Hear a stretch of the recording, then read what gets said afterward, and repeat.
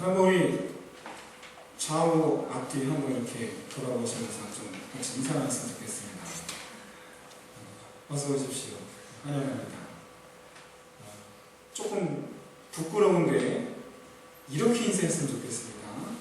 샬롬. 되게 부끄럽죠? 우리말이 아니라서 더 그래요.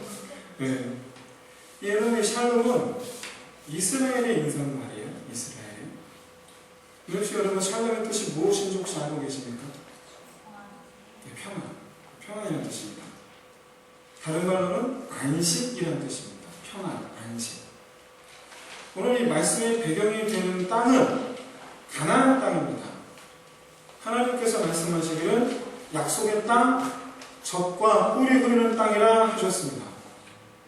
그런데 사실 애굽에서 400년 동안 종살이를 하고 그것도 부족해서 광야에서 40년 동안 이 천막 생활을 해온 이스라엘에 있어서 이 가나안 땅은 하나님께서 약속하신 것처럼 안식의 땅이요 평안의 땅으로 소망하고 있었습니다. 그래야 되는 거예요. 이스라엘이 가나안 땅에 들어갔으면 이스라엘은 가나안 땅에서 안식을 누려야 해요. 그야말로 샬롬이어야 합니다. 그런데 이 사사기를 처음부터 끝까지 계속해서 읽다 보면 사사기의 전체적인 분위기가 안식은커녕 점점 불안한 상태로 변해가는 것을 우리는 보고 있습니다. 샬롬의 반대말은 엔샬롬입니다. 엔샬롬.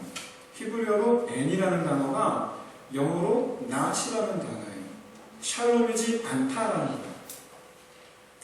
이스라엘이 그토록 소망했던 이 안식이 정복 시대를 거쳐서 사사 시대에 들어오면서 점점 사라져버리는 거예요.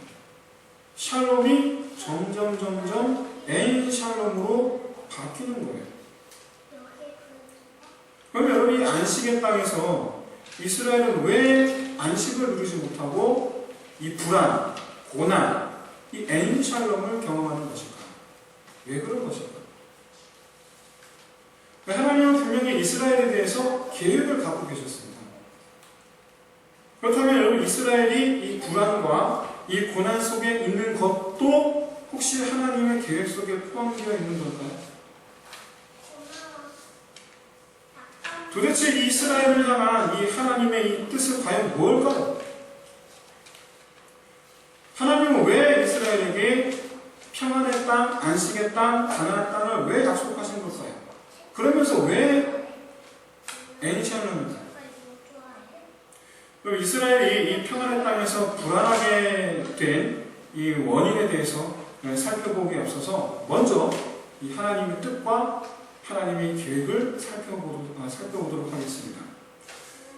이스라엘이 오랜 세월 동안 이 떠돌던 이 광야에서 나와서 드디어 이 평안의 땅, 이 가나안을 향해서 요단강에 서게 됩니다. 그런데 그때에 제일 먼저 만난 사람이 가나안 족속이 아니고 여호와의 군대대장이에요. 하나님은 이 여호와의 군대대장을 통해서 이스라엘 군대에게 전하시기를 가나안 땅도 하나님의 것이요 이스라엘도 하나님의 것임을 강조하셨어요. 뭐라고 말씀하셨죠? 내 신을 벗어라. 네가 선 곳은 거룩하니라. 이 한마디거든요. 이 한마디예요. 근데 그 속에, 그 말씀하신 그 속에 숨어있는 뜻은 이렇습니다. 네가 선 곳은 거룩하니라. 하나님께 속한 것이 거룩한 거예요. 바꿔 말해서 이 컵이 하나님께 드려지면, 즉 하나님께 속해지면 이 컵은 거룩한 컵이에요. 즉 하나님의 것이 되면 그것은 거룩한 것이에요. 여호와의 군대대장이 네가 선 곳은 거룩하니라. 이 땅은 거룩하다. 바꿔 말하면 이 땅은 내 거다라는 뜻이에요. 더 나아가서 여호수아에게 이렇게 얘기합니다. 그러므로 내 신을 벗으라. 여기서 신은 무엇이죠? 신발이 의미하는 것은 모든 더러운 것을 묻어있는 상태를 말합니다. 즉 죄를 의미합니다. 그것을 벗어버리려는 거예요. 죄를 벗어버리라는 말은 곧 무슨 뜻입니까? 거룩해지라는 뜻이에요. 같은 말이에요. 그러므로 여호와의 군대대장이 여호수아에게 한 말, 여호와의 이 이스라엘 군대에게 하신 말씀은 너희들이 지금 나아가는 그 땅은 내 거다. 그리고 너희도 거룩해야 된다. 곧 너희도 내 거다라는 뜻이에요. 이 여호와의 군대대장을 통해서 받은 이 하나님의 뜻, 가나안 땅도 하나님의 것이요 이스라엘 백성 나도 하나님의 것이요.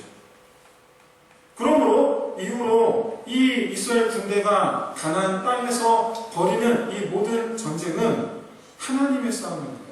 하나님이 싸우시는 거예요. 더 나아가서 다 정복한 후에는 모든 백성들이 하나님의 소유된 백성으로 살아야 하는 겁니다. 이것을 꼭 바꿔 말하면 하나님의 통치 아래에서만 사는 거예요. 하나님의 통치만 받는 거예요. 하지만 가나안 땅에는 우리 인간적인 눈으로 볼 때에 이 두려움에 사로잡힐 만한 것들이 있었습니다. 그 대표적인 것이 바로 아낙자손이라 하는 거인 족속이에요. 이스라엘 군대에는 없는 철병거예요. 무엇보다도 이 아낙자손 때문에 과거 모세가 열두 전투군을 보냈을 때에 여호수아 갈렙 두 사람 빼고 나머지 10명이 그 아낙자손 때문에 우리는 가나안 땅에 들어가면 안 됩니다 라고 그랬거든요. 그랬다가 40년 동안 광야생활을 한 겁니다. 우리가 은혜롭게 부르는 찬양 중에 이런 찬양 있지 않습니까? 이 산지를 내게 주소서 그날에 주께서 말씀하신 거기가 어디입니까? 헤브론이에요. 그 헤브론이에요. 갈렙은 이 여호수아에게 이 거인들이 살고 있는 그 아낙자손, 거인들이 그 아낙자손에 살고 있는 헤브론 땅, 거기를 콕 집어서 거기를 달라고 요청합니다. 모두가 가기를 꺼려하는 거기에 86살 노인이 가겠다는 거예요. 하나님께서 내게 주실 것이라는 거예요. 무슨 힘이 있으시겠어요? 근데 하나님이 내게 주신다는 거예요. 이유는 그 땅은 하나님께 속한 땅이다라는 거예요. 그 땅은 하나님께 속한 땅이다. 지금은 아낙자손에 살고 있지만 그러나 그 땅은 하나님께 속한 땅이다. 하나님께서 하십니다. 그리고 보란듯이 승리합니다. 보란듯이 정복합니다. 갈렙은 오직 한 가지 말씀에 충실했어요. 오직 한 가지 말씀.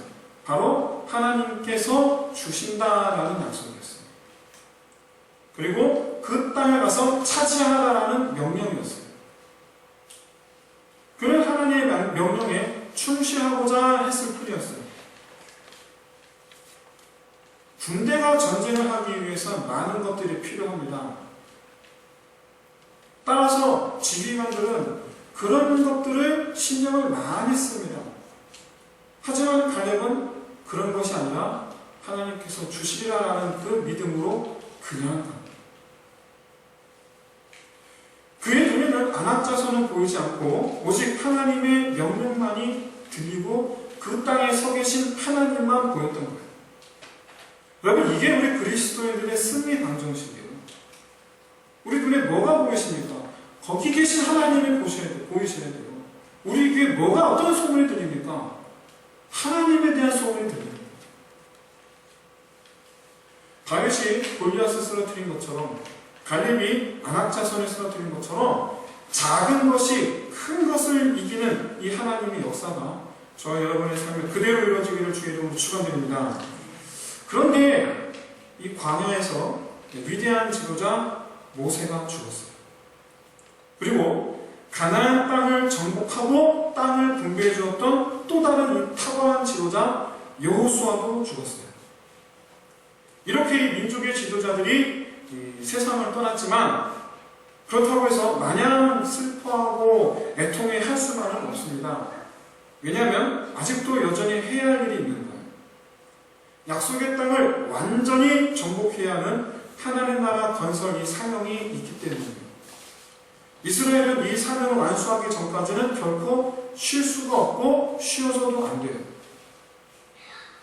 사랑하는 성도 여러분, 영적인 삶은 전쟁인 것을 믿으시기 바랍니다.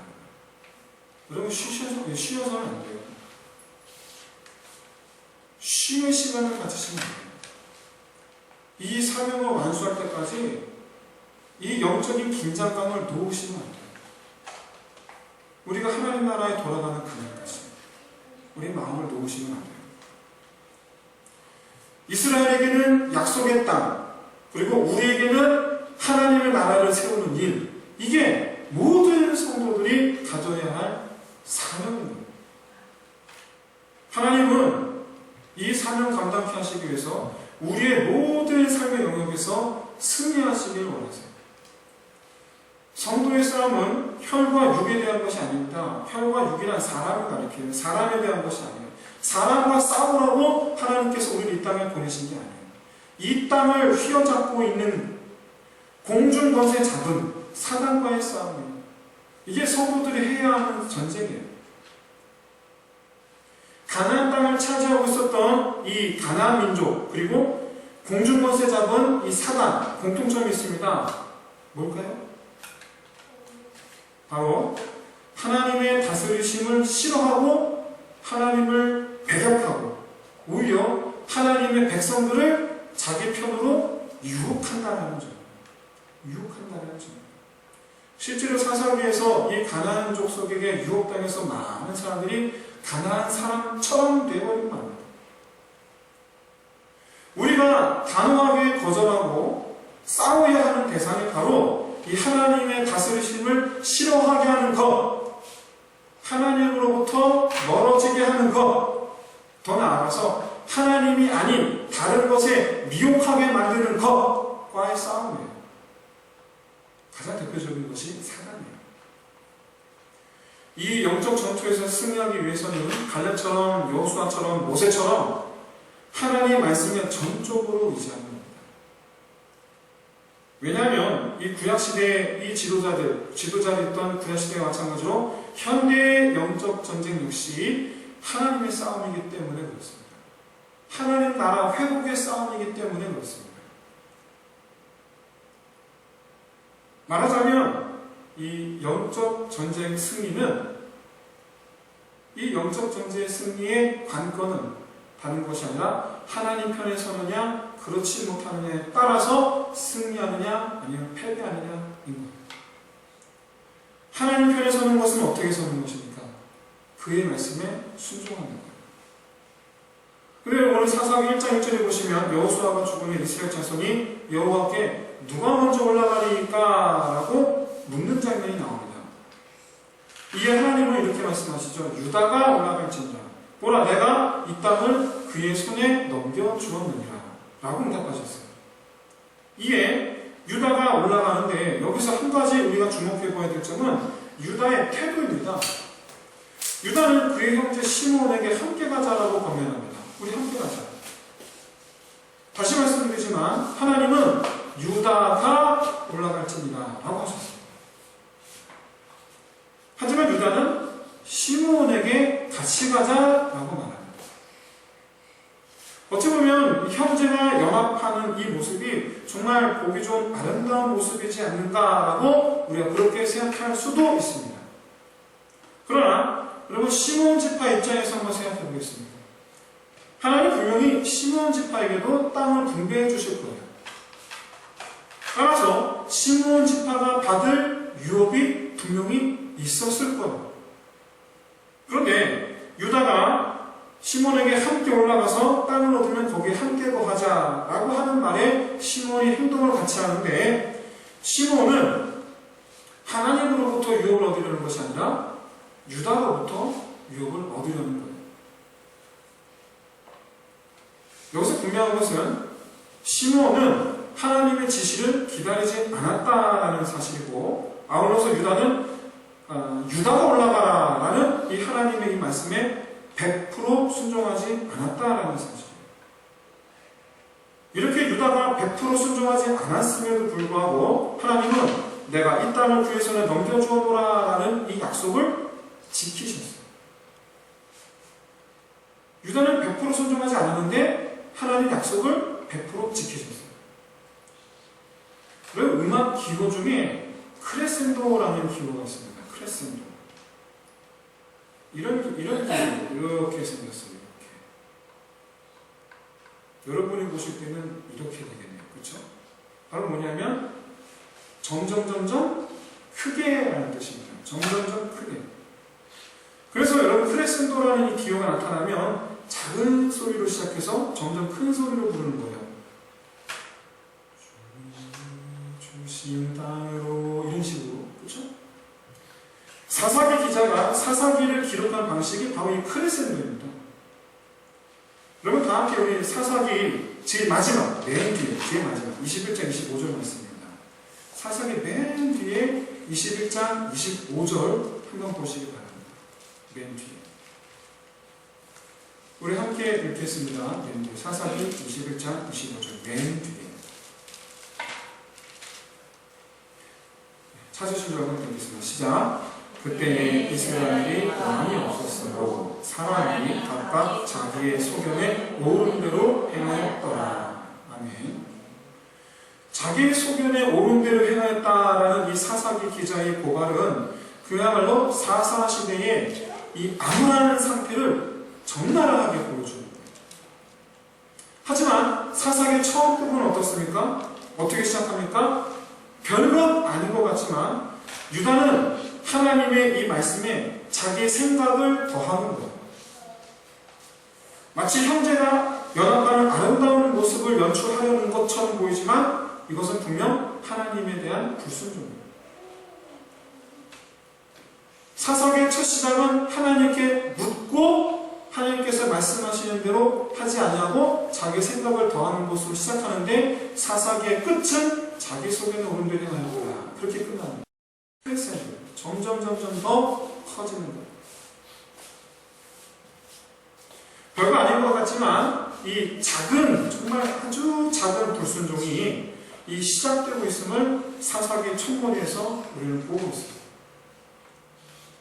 그리고 이 사사기 말머리에는 불순종의 단순한 불순종의 차원을 넘어서서 아예 하나님을 외면하고 있는 모습을 보여주고 있습니다. 크레센도죠. 이스라엘 불순종이 점점 커져가는 거예요. 물론 유다가 하나님께 묻는 모습은 신앙적 행위는 분명합니다. 그들은 광야와 가나안 땅에서 역사하신 그 하나님의 능력을 자기들의 눈으로 보았고 자기들 직접 체험했던 그 하나님의 역사를 그들은 신뢰했습니다. 그러나 이 유다와 시므온의 동행은 단순한 듯 별것 아닌 듯 싶지만 불순종임에는 틀림이 없습니다. 그 결과로 시므온은 하나님으로부터 기업을 받지 못합니다. 사사기를 쭉 보십시오. 시므온이 하나님으로부터 기업을 받았다는 내용이 나오지 않습니다. 나오지 않아요. 뿐만 아니라 기업을 받지 못한 지파로서 결국에 시간의 흐름에 따라서 유다 지파에 흡수가 되고 나중에는 지파 자체가 사라지고 없습니다. 시므온 지파가 사사기 안에서도 점점 등장하지를 않습니다. 사사 시대가 끝나고 사무엘 상하, 열왕기 상하 시므온 이름이 전혀 나오지 않습니다. 그대로 사라져버리고 없습니다. 뿐만 아니라 여러분 우리가 다 읽진 않았지만 이 사사기 처음을 장식하는 이 1장 전체에는 유다, 베냐민, 에브라임, 므낫세, 스불론, 아셀, 납달리, 단 등의 지파가 나오는데 이들 모두가 다 가나안 족속을 완전히 제거하지 못하는 것이 아니라 능력이 부족하다는 것을 핑계로 제거를 안 하는 모습을 보이게 됩니다. 제거를 안 해요. 자기들이 부족해서 못하는 게 아니라 하지를 않아요. 유다는 시몬과 함께하자는 이 불순종과 더불어서 유다 역시도 가나안 족속을 남겨두는 불순종을 더하게 됩니다.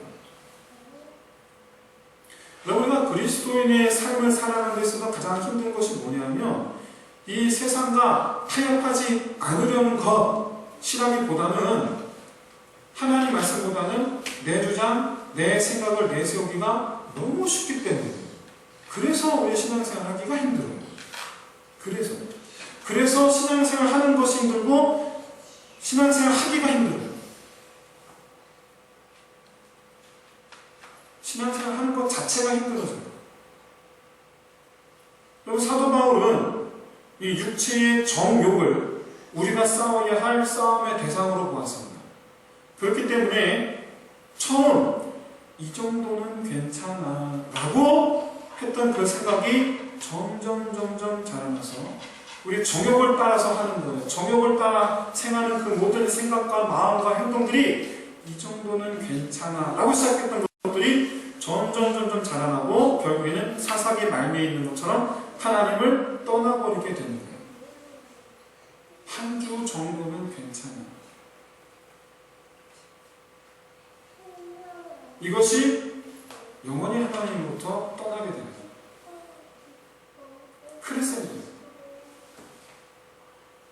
여러분 99%와 1%의 공통점이 뭘까요? 99%와 1%의 공통점이 뭘까요? 100%가 아니라는 거예요. 100%가 아니라는 거예요. 더욱 경계해야 되는 것은 100% 내 믿음이 100%에서 99% 정도 되는 걸 괜찮아 라고 용인하기 시작하면 어느새 100%가 1%가 되고 마는 것 금방입니다. 작은 차이가 큰 차이를 만듭니다. 똑똑 떨어지는 이 물방울이 바위에 구멍을 내요. 요즘 유행하는 말 있잖아요. 순종인 듯 순종 아닌 순종 같은 불순종. 그런데 그건 그냥 불순종이에요. 앞에 말은 말장난일 뿐이에요. 그건 그냥 불순종이에요. 가나안 땅은 안식의 땅입니다. 그러나 지금까지 살펴본 바에 의하면 한 가지 충족되어져야 될 조건이 있습니다. 안식을 누리기 위해서 충족되어야 할 조건이 있다는 거예요. 그것은 바로 하나님께 100% 순종이라는 사실. 사사기 2장 3절에 보시면 이런 말씀이 있습니다. 그러므로 내가 또 말하기를 내가 그들을 너희 앞에서 쫓아내지 아니하리니 그들이 너희 옆구리에 가시가 될 것이며 그들의 신들이 너희에게 올무가 되리라 하였노라. 아멘. 이 말씀은 하나님께서 그렇게 하시겠다는 말씀이 아닙니다. 정복당한 가나안 사람들은 이스라엘이 자기들에게 행한 일을 잊지 않을 거예요. 우리가 일본이 우리에게 한 일을 우리가 잊지 않는 것처럼 가나안 족속 역시 마찬가지로 이스라엘이 자기들에게 행한 것을 그들은 결코 잊지 않을 거예요. 실제로 사사기 전체에서 이 살아남은 이 가나안 사람들이 이후에 이스라엘을 괴롭게 하는 주된 요인이 되는 것을 보여줍니다. 따라서 가나안 족속이 이스라엘 옆구리에 가시가 될 것은 하나님께서 그렇게 하시겠다는 것이 아니라 자연스럽게 그렇게 된다는 거예요. 물론 하나님은 이 더 이상 이 하나님 백성 되기를 거절하는 사람을 심판하기도 하십니다. 하나님보다 더욱 좋아하게 된 그걸로 심판하십니다. 하나님께 불순종했던 그 결과물로 심판하십니다. 하나님의 뜻을 따르지 아니하였더니 그것이 내게 올무가 되는 거예요. 하지만 여러분, 이 하나님의 심판은 버리시는 것이 아니고 우리의 선택이 잘못되었음을 깨닫게 하시기 위해서요. 동시에 이제라도 올바른 선택을 하게 하시기 위한 거예요. 올바른 선택이란 바로 뭡니까? 100% 순종이에요. 이제라도 늦지 않았어요. 100% 순종이에요. 이것이 우리가 이제라도 평안과 안식을 누리는 첫 번째, 아니 오직 이것뿐입니다. 오늘 본문에서 하나님은 이 유다와 시몬이 100%가 아니었음에도 불구하고 약속을 지켜주십니다. 그래서 결국에 유다와 시몬은 승리하고 정복을 합니다. 그런데 거기에 취해서는 안 되는 거예요. 그 승리에 취해서는 안 되는 거예요. 거기에 취해서 자축하면 안 되는 거예요. 우리는 이 세상에 살면서 목표를 이루는 경험이 적지 않습니다. 특히 청년들도 있어요. 그리고 이제 또 장년 성도들도 계시고, 지난 세월 이 야곱처럼 내가 험악한 세월을 보내었나이다 말하는 것처럼 모든 그 세월 속의 난관들, 고난들, 물론 또 기쁜 일도 있었겠지만 그것들 다 거쳐서 지금 이 자리에 계신 분도 계세요. 한 가지 분명한 것은 우리가 인생 속에서 바라는 것들을 이룬 경험도 많고 또 앞으로도 우리가 바라는 것을 이루게 될 것입니다. 그렇게 될 거예요. 그럼 제가 질문 하나 드리겠습니다. 그 목표를 이루었을 때의 기쁨 얼마나 갑니까? 얼마나 가세요? 내가 그토록 사랑하던 그 사람과의 결혼 기쁨 얼마나 가세요? 내가 그토록 가고 싶었던 학교 입학 그 기쁨 얼마나 가세요? 내가 그토록 가고 싶었던 직장 그 기쁨이 얼마나 가세요? 여러분, 목표를 성취하는 것이 인생의 목적이 아니라 무엇을 하든지 온전히 순종하는 것이 우리 인생의 그리스도인들의 목적이어야 돼요. 그래서 그렇기 때문에 목표를 성취하고 난 이후에 우리는 반드시 내가 얼마나 순종함으로 이것을 이루었는가 스스로 질문할 필요가 있어요.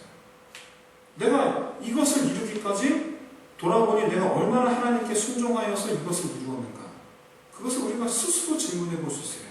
그리고 난 후에 우리가 스스로 답하기를 하나님께서 이루셨습니다 라고 답할 수 있는 저와 여러분 되시기를 주의 이름으로 축원드립니다. 지나간 삶이야 상관없어요.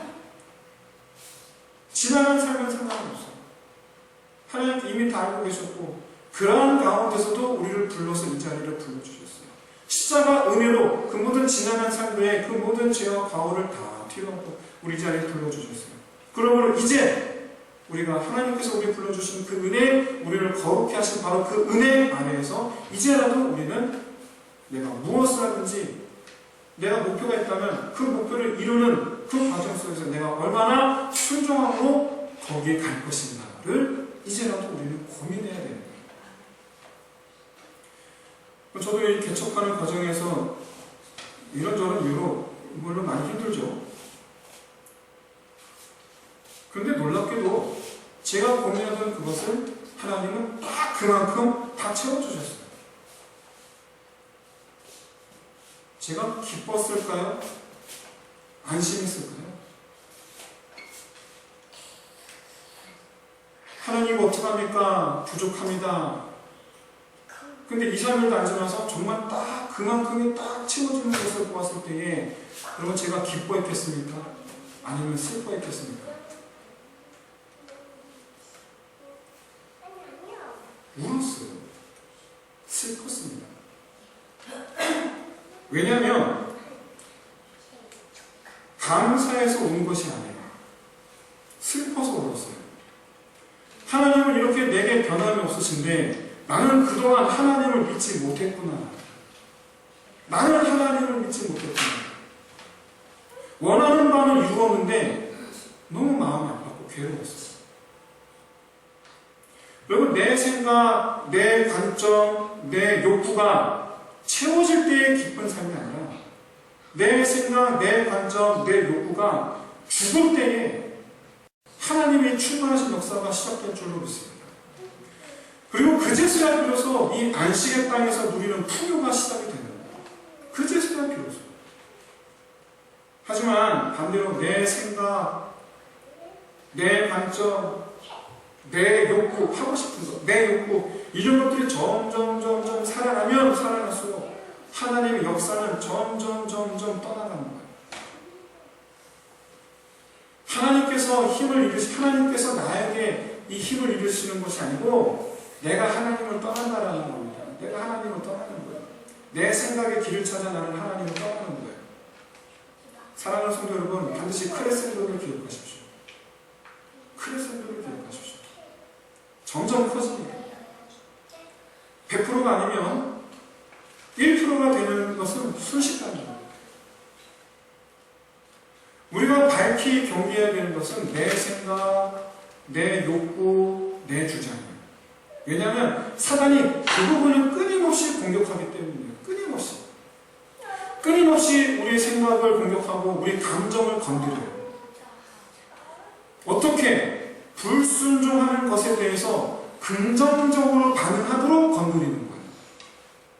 사단이 뭐라고 말합니까? 하와에게 하나님께서 이것을 따먹으면 어찌 된다고 말씀하시더냐? 그랬더니 뭐라고 말해요? 죽을까 합니다. 그때 사단이 뭐라고 말합니까? 결코 죽지 않는다.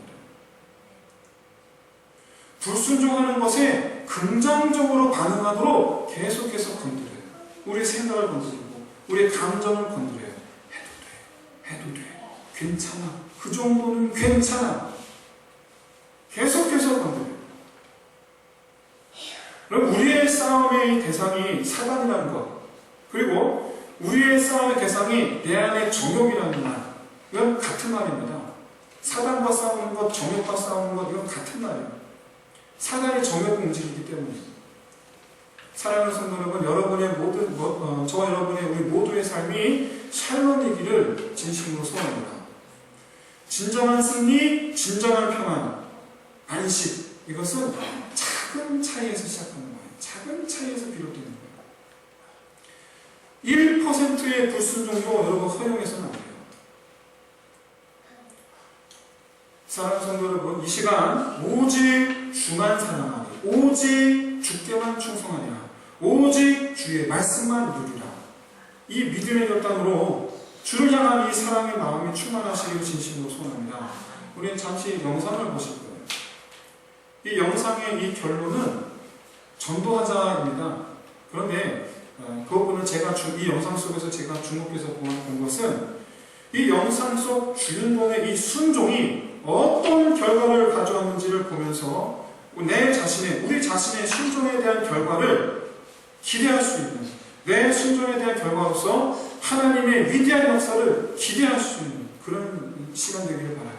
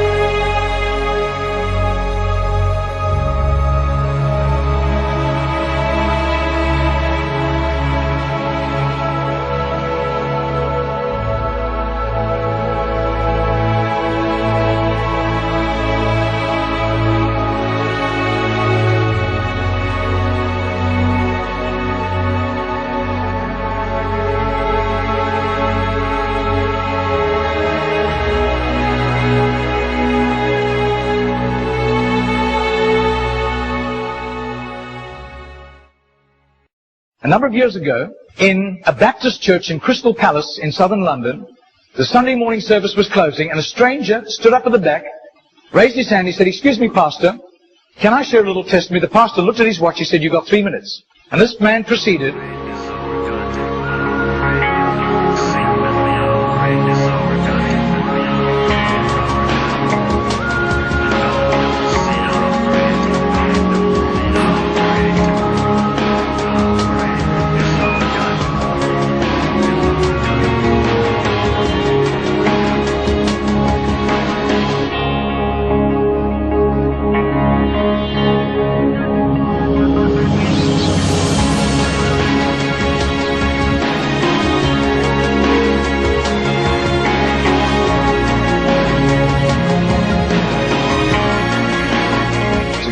Now this London preacher flew back to the UK and was speaking at the Keswick Convention in the Lake District. And he threw in these 3 testimonies. At the close of his teaching session, 4 elderly pastors came up and said, we got saved between 25 and 35 years ago, respectively, through that little man on George Street giving us a tract and asking us that question. He then flew the following week to a similar Keswick Convention in the Caribbean, to missionaries. And he shared the testimonies. At the close of his teaching session, 3 missionaries came up and said, we got saved between 15 and 25 years ago, respectively, through that little man's testimony and asking us that same question on George Street in Sydney. Coming back to London, he stopped outside Atlanta, Georgia, to speak at a naval chaplains convention.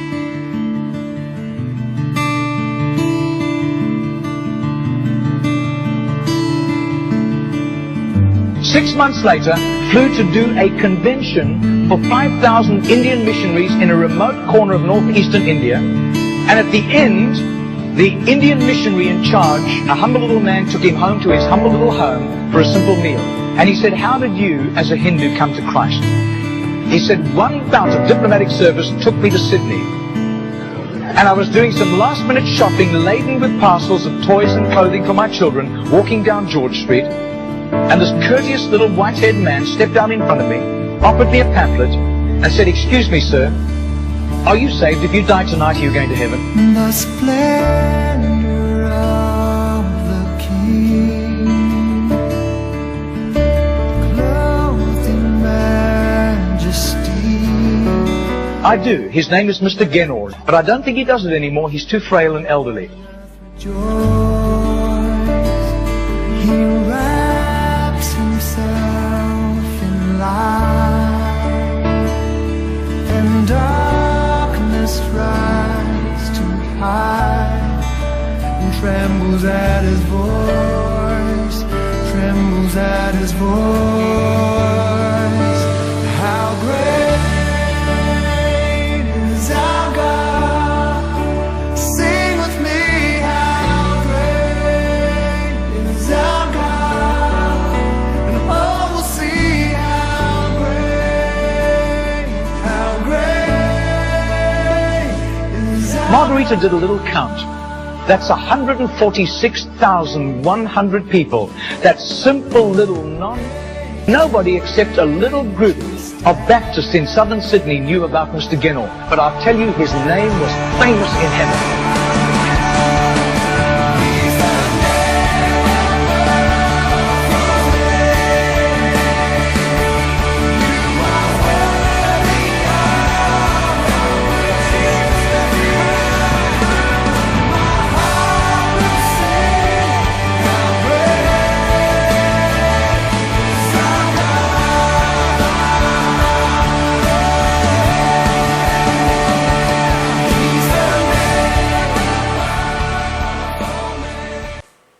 사랑하는 성도 여러분, 제 영화 이 영상 속에서 제가 가장 감동을 받은 것은 100% 순종하는 사람은 천국에서 가장 유명한 사람이 될 것이라는 사실입니다.